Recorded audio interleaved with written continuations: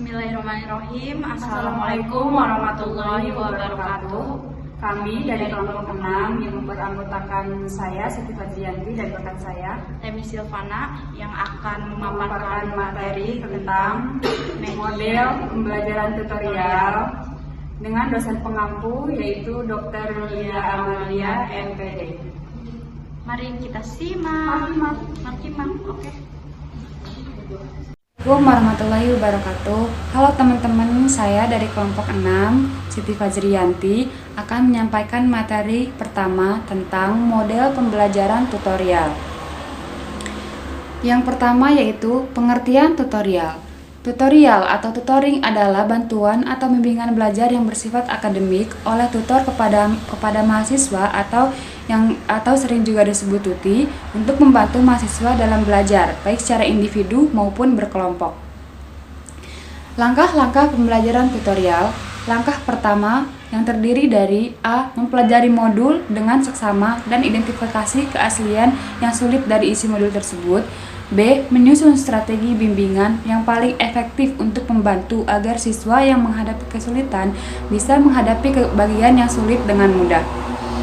Yang kedua, langkah persiapan yang terdiri dari A. Menyiapkan bahan tambahan untuk mengajar, dan B. Menggunakan contoh penyelesaian soal. Fungsi tutorial.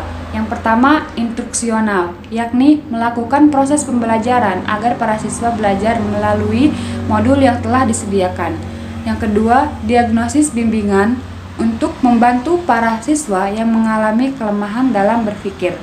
Yang ketiga, personal, yaitu memberikan keteladanan kepada siswa seperti penguasaan materi, cara belajar, sikap dan perilaku yang secara tidak langsung menumbuhkan motivasi dalam belajar. Kelemahan dan kelebihan tutorial. Yang pertama, kelebihan, yang terdiri dari tuti akan memperoleh pelayanan pembelajaran secara individual sehingga permasalahan spesifik dapat dihadapi secara spesifik juga.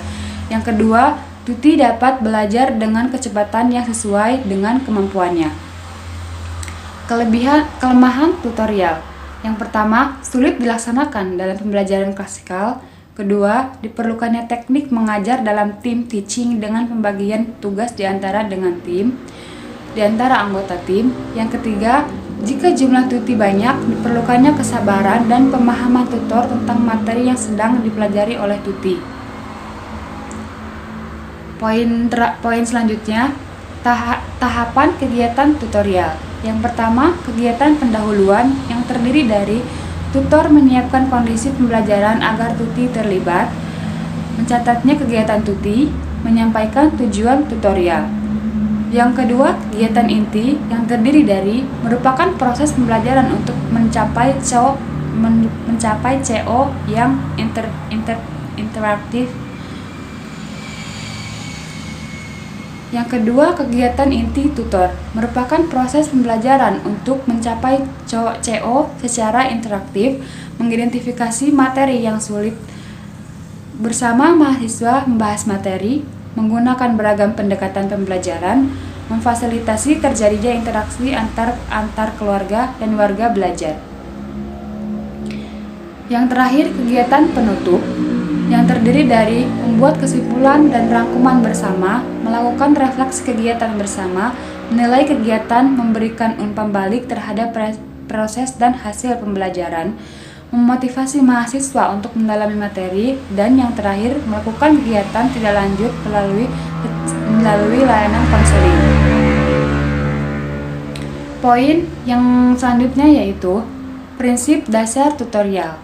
Yang pertama, interaksi tutorial sebaiknya berlangsung pada metakognitif, yaitu tingkatan berpikir yang menekankan pada pembentukan keterampilan how to think.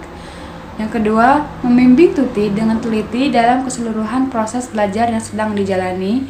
Yang ketiga, tutor harus bisa mendorong tuti sampai pada taraf pengertian.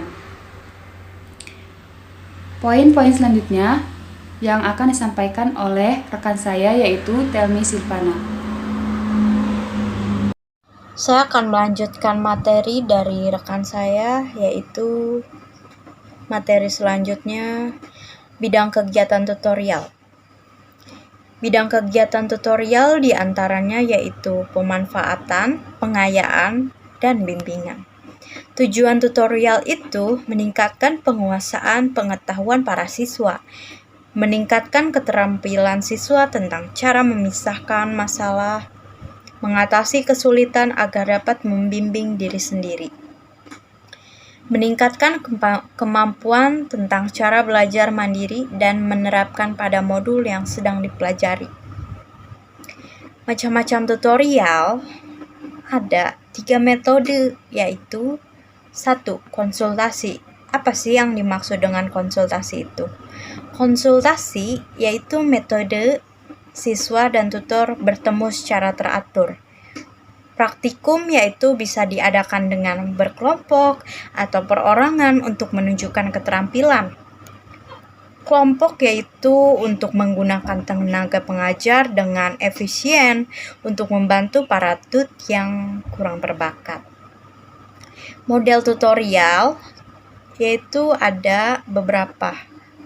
Yang pertama adalah tutorial tatap muka, tutorial tertulis, tutis lewat surat menyurat atau korespondensi. 3. Tutorial elektronik lewat televisi, radio, dan internet. 4. Tutorial online. Ciri-ciri tutorial yaitu 1. Memberikan kesempatan kepada siswa untuk mengembangkan kemampuan memecahkan masalah secara rasional.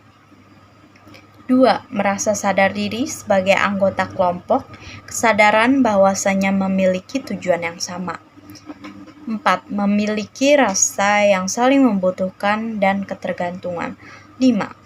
Interaksi dan komunikasi antar anggota. Peran tutor yaitu pemicu dan pemandu kemandirian belajar, pembimbing, fasilitator, dan mediator bagi tut. Memberi panduan agar tut mau belajar secara mandiri, memberikan umpan balik baik secara langsung ataupun tidak. Kesepian tanpa kekasih. Cukup sekian dan terima kasih.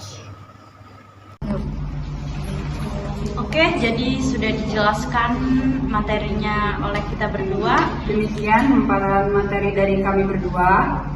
Thank you for your attention And thank you for watching. and see you.